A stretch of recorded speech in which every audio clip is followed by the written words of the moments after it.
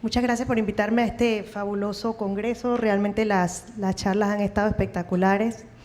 Si la anterior fue dura, esta es muy dolorosa. Arritmias fetales. Ok, vamos a tratar de ser lo más dinámicos y pues breves posible, ¿no? Las arritmias fetales, vamos a hablar rápidamente de un recorderis, de lo que es el sistema de conducción cardíaco. El sistema de conducción son unas células especializadas, las cuales son automáticas, ¿no? El ritmo cardíaco inicia en lo que es el nodo sinoauricular, viaja al centro del corazón, al nodo atrioventricular, y de allí a los haces de His, la rama derecha, la rama izquierda, a las fibras de Purkinje. Eso es lo que hace que nuestro corazón lata entre 60 y 100 veces por minuto, y en un feto entre 120 y 160 veces por minuto. En el corazón fetal, el sistema de conducción está maduro a partir de las 16 semanas, y se produce una frecuencia cardíaca entre 110 y 160 latidos por minuto por el resto del embarazo. Las arritmias fetales pues, son una desviación de la normalidad.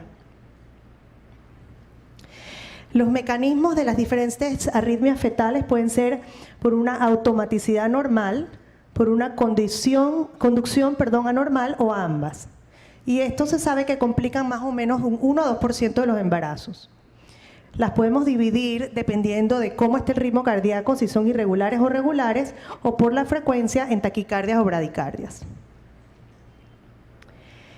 Esta es una clasificación de las diferentes arritmias y cuáles son más comunes dependiendo de cómo las dividimos, ¿no? Si el ritmo es irregular, puede tratarse de ectopia fetal o extrasístoles, siendo las extrasístoles supraventriculares las más comunes y las ventriculares que son más inusuales, ¿no? Las que vienen de las cámaras inferiores.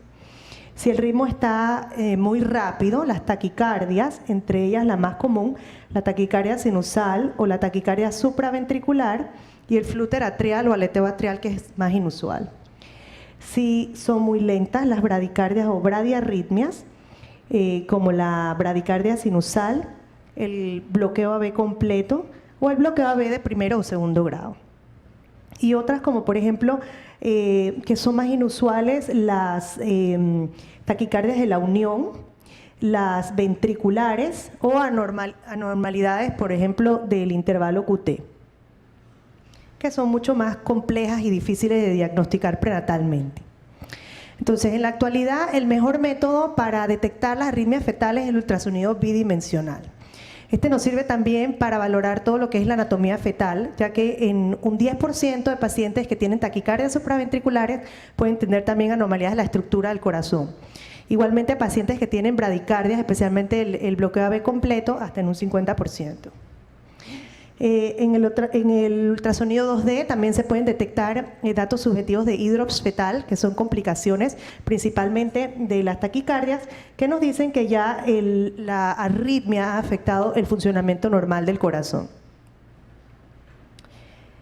Ok, ¿cómo realizamos la detección del ritmo cardíaco con el modo M? Lo que hacemos es que se traza una línea que cruza entre la aurícula izquierda, la válvula aórtica, donde vemos la apertura y el cierre de la válvula aórtica, hasta el ventrículo derecho, más o menos como una línea diagonal. Y ahí podemos ver la relación entre la contractilidad de las aurículas y los ventrículos. Aquí vemos con mayor detalle cómo se traza esa línea entre esas estructuras y vemos, aquí marcadito se ve, la relación entre las aurículas y el ventrículo. Contracción auricular, ventrículo, aurícula, ventrículo, aurícula, ventrículo, y se puede medir la frecuencia tanto auricular como ventricular. Este es un ejemplo. Aquí vemos, por ejemplo, la contracción auricular, que si la medimos está en 120 latidos por minuto, y la contracción ventricular, que está en 50 latidos por minuto. Si tratamos de establecer una relación entre esta aurícula y la contracción ventricular, vemos que las aurículas prácticamente van por su lado y los ventrículos por el de ellos. O sea que esto es un paciente que tiene un bloqueo AB completo.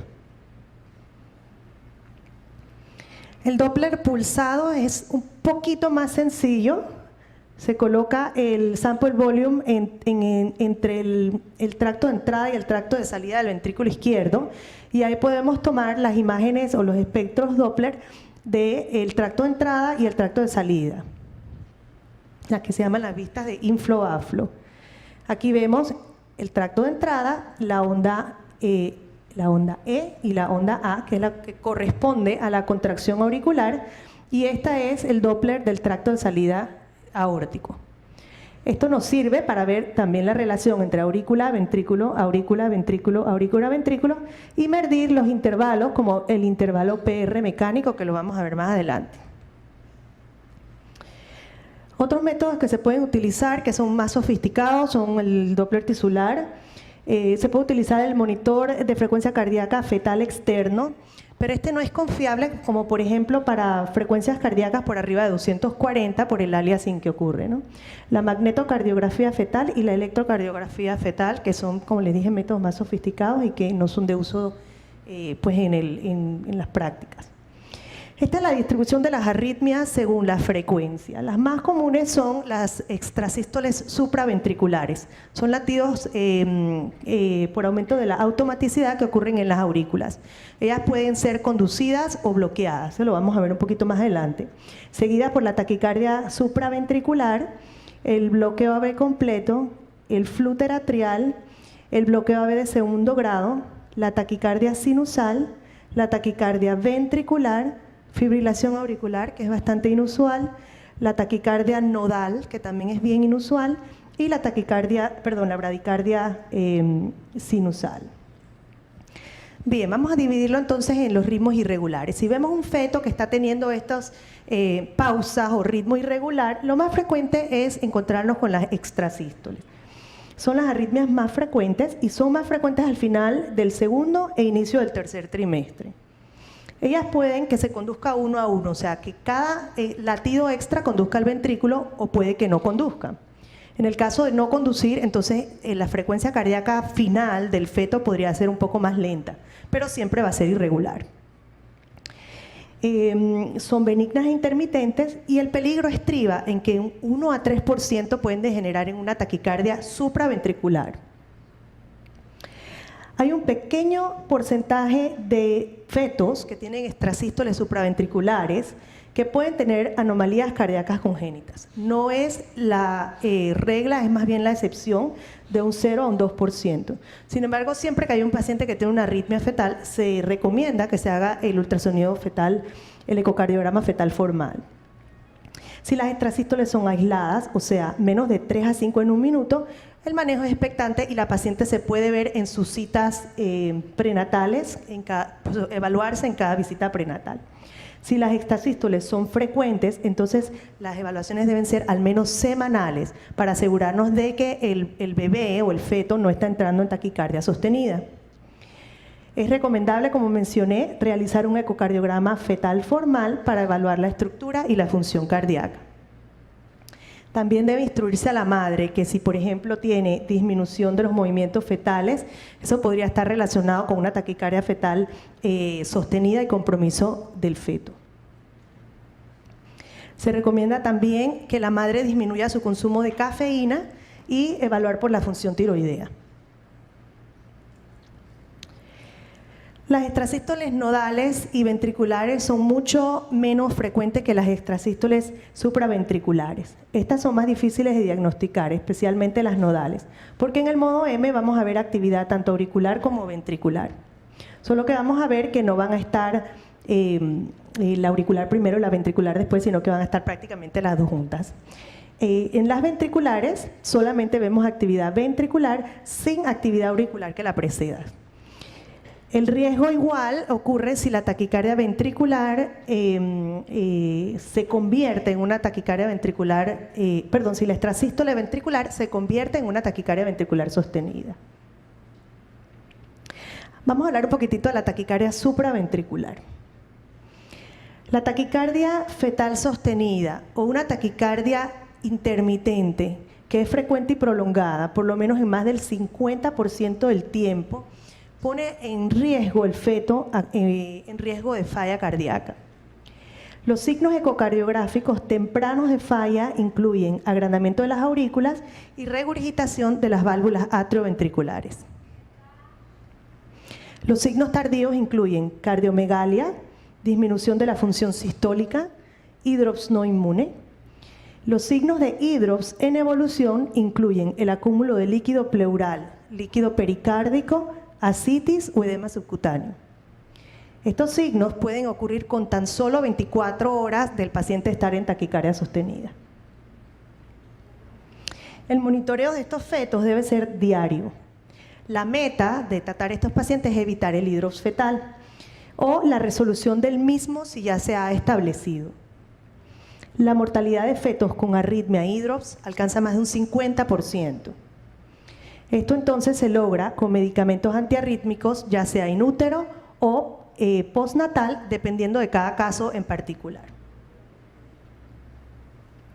Lo ideal es convertir al bebé en ritmo sinusal. Se ha visto que la cardioversión se puede alcanzar en más o menos el 65% de los casos con terapia intrauterina y hay reportes que hasta en un 95% se puede alcanzar la reversión a ritmo sinusal. Si esto no es posible, también el rate control, o sea, el control de la frecuencia cardíaca ventricular también nos puede ayudar a evitar el hídrops fetal.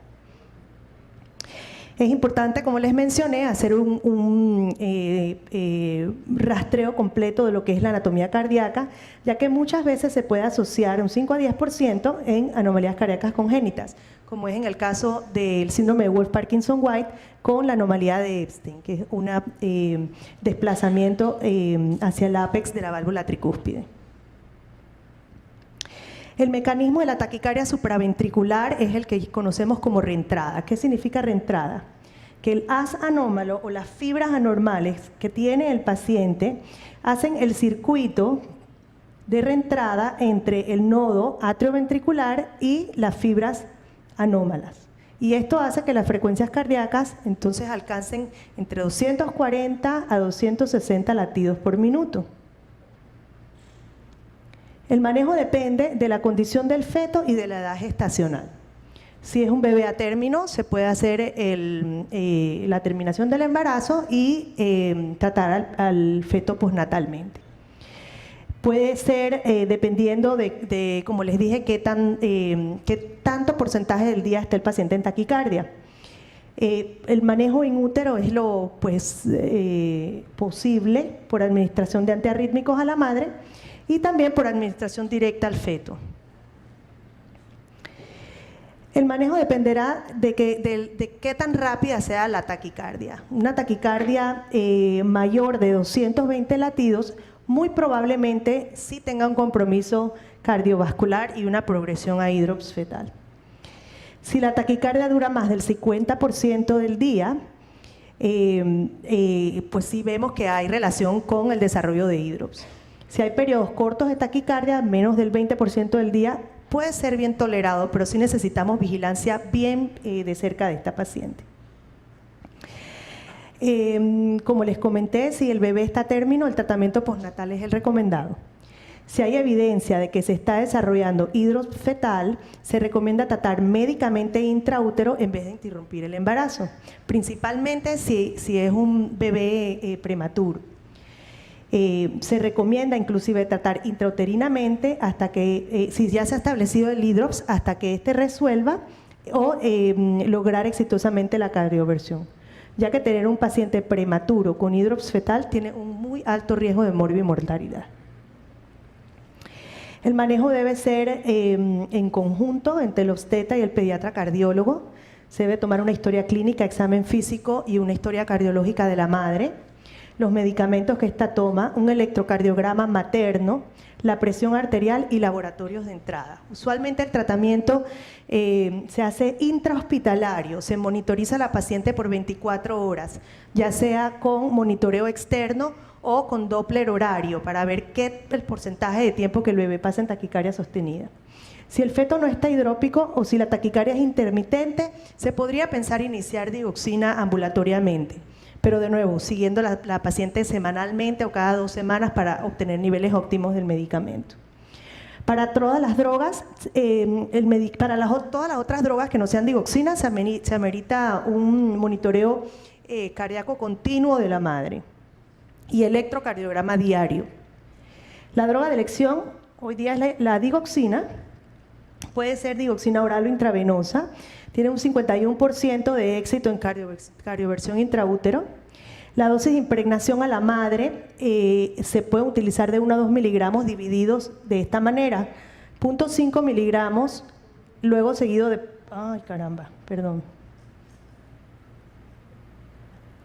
luego seguido de 0.25 y 0.25 cada 8 horas.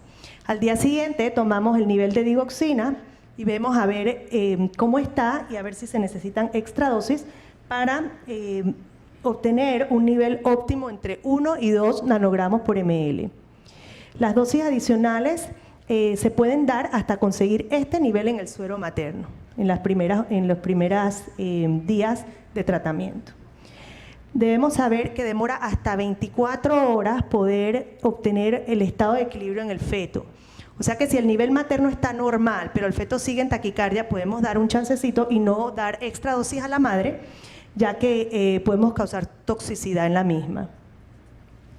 Las dosis de mantenimiento en la madre usualmente son mayores que las dosis habituales. Usualmente una dosis para adultos de dioxina es de 250 microgramos al día o 0.25. Acá utilizamos entre 0.5 a 0.75 miligramos por día, dividida en 3 dosis. Si la taquicardia no logra revertir con la digoxina, podemos utilizar otros antiarrítmicos adyuvantes, como por ejemplo la miodarona. Desafortunadamente en nuestro país no tenemos pues las otras dos drogas de elección, que son el flecainide y el sotalol, pero la miodarona se ha visto que ha dado pues buenos resultados de éxito en caso tal de que falle la digoxina. Es importante vigilar tanto a la madre como el feto de hipotiroidismo, ya que la miodarona tiene una vida media prolongada. Una vez que la paciente, que el feto revierte a ritmo sinusal, tiene que tener visitas prenatales 2 o 3 veces por semana, con prueba de no estrés y perfil biofísico semanal. Los niveles de digoxina en la madre se deben medir cada 2 semanas, igual que un electrocardiograma materno, porque esto puede causar bloqueo atrioventricular en la madre. Y tratar de disminuir los antiarrítmicos, especialmente el sotalol previo al parto. De no ceder la taquicardia con el conjunto de drogas utilizadas, se recomienda entonces la terminación y el tratamiento postnatal después de la maduración pulmonar. Siguiendo con las taquiarritmias, hablaré rápidamente del flúter auricular. Como vemos en la gráfica, el flúter auricular, el mecanismo, en vez de ser renteada entre las aurículas y los ventrículos, la reentrada es dentro de la misma aurícula, o sea, es un circuito dentro de la aurícula. Es por eso que las frecuencias auriculares van a estar altísimas, entre 400 y 500 latidos por minuto.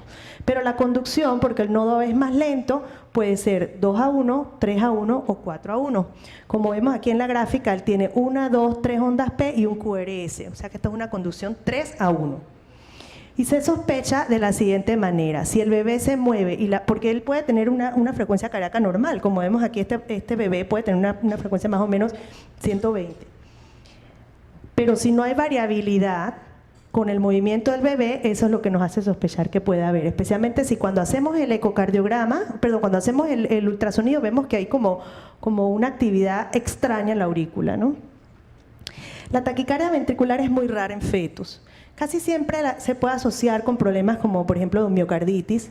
Esta ocurre porque hay un foco en el ventrículo que es el que dispara el estímulo y que sobrepasa la frecuencia cardíaca normal. Bien, entonces saltamos a las bradiarritmias. Vamos a hablar un poquitito pues, de la bradicardia fetal. Se define como una frecuencia cardíaca intermitente o persistente por debajo de 110 latidos por minuto. Las causas más comunes en ausencia de labor son, por ejemplo, el bloqueo AV completo, la bradicardia sinusal, las extrasístoles auriculares bloqueadas y el síndrome de QT largo. En el bloqueo AB completo,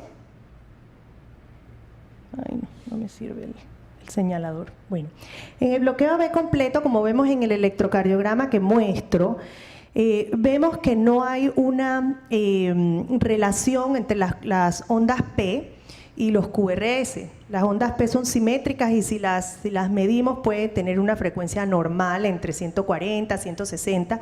Sin embargo, la contracción ventricular o los QRS, si los medimos, pues ahí pueden tener más o menos una frecuencia entre 80 y 50. No hay relación alguna entre la contracción auricular y la contracción ventricular. Y eso lo vemos en el modo M. Cuando hacemos la medición, vemos que la frecuencia auricular, ahí marcada con las A, el señalador no me funciona, pero ahí vemos las ondas A y vemos que no tiene absolutamente nada de relación con las ondas B, que son la contracción ventricular. Entonces ahí se hace el diagnóstico de bloqueo AB completo. El 50% de las veces el bloqueo AB completo se puede relacionar con una cardiopatía congénita. Casi siempre con alguna cardiopatía muy compleja, como por ejemplo en los casos de las heterotaxias, en la asplenia, que es el isomerismo auricular derecho, o en la polisplenia, que también llamamos isomerismo auricular izquierdo, que es el que más comúnmente se asocia a el bloqueo AB completo. La polisplenia, ¿qué otras cosas vemos en la polisplenia desde el punto de vista anatómico?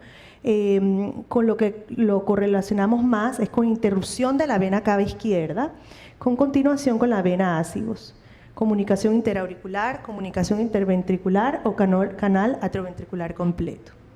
La asplenia, como se trata de isomerismo auricular derecho, vamos a ver más que todo conexiones anómalas de venas pulmonares. Puede haber canal AB completo con doble tracto de salida del ventrículo derecho con o sin estenosis pulmonar y persistencia de la vena cava izquierda. Tiene un alto riesgo de muerte fetal o neonatal si se asocia a cardiopatía congénita. Es muy importante hacer la diferencia entre el bloqueo AB completo o las extrasístoles bloqueadas, ya que estas son una condición benigna. Si el feto tiene un corazón estructuralmente normal, entonces hay que buscar anticuerpos maternos anti-RO y anti-LA. El manejo del bloqueo AB completo es meramente expectante, se tolera bien siempre y cuando la frecuencia cardíaca esté por encima de 55. Se ha tratado de utilizar medicamentos beta-adrenérgicos, pero solamente aumenta un 10% la frecuencia cardíaca en el feto. Lo que sí debemos hacer es evaluaciones obstétricas frecuentes, principalmente semanales, para ver la variabilidad de la frecuencia, el perfil biofísico, los Dopplers de la arteria pulmonar, entre otras, de la arteria umbilical, perdón. El bebé cuando nazca va a necesitar un marcapaso. Si la madre tiene los anticuerpos positivos, tiene un riesgo de recurrencia hasta de un 15% en embarazos posteriores. Cuando se conoce que la madre tiene embarazos positivos, anticuerpos positivos, se recomienda un tamiz cada 1 a 2 semanas entre la semana 18 o 28 para medir el intervalo PR. El uso de la inmunoglobulina para prevenir el bloqueo AB completo con anticuerpos positivos no ha sido demostrado eficaz. Sin embargo, la hidroxicloroquina sí ha sido un tratamiento aceptable.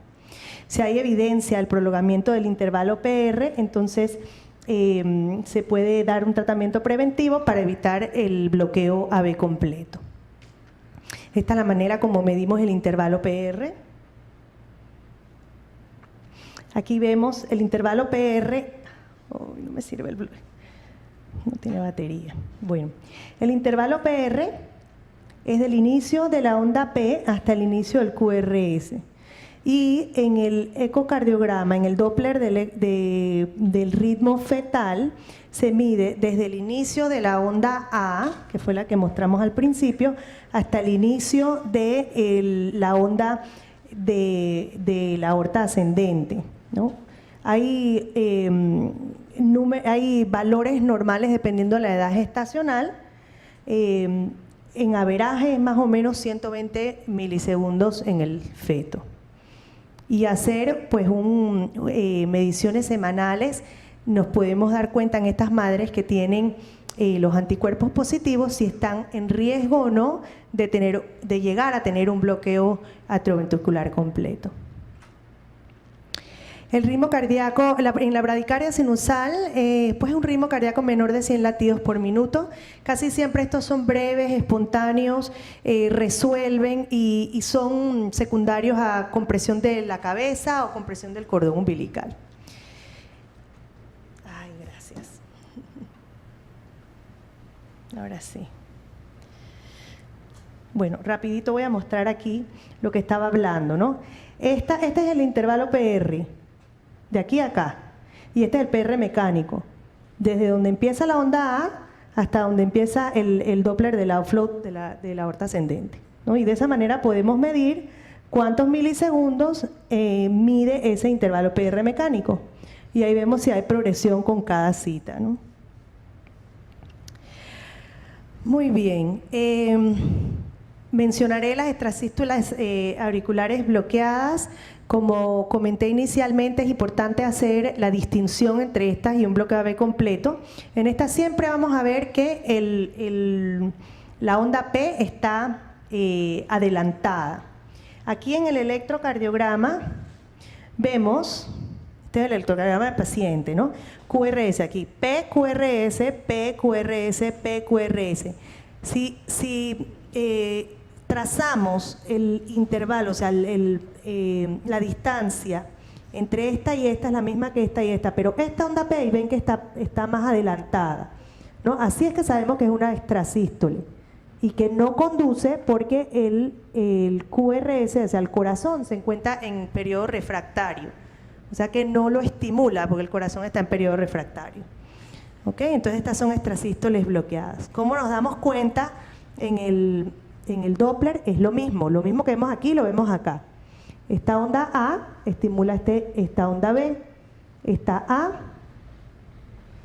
okay, esta A, esta onda B, esta A, esta onda B, y esta no conduce.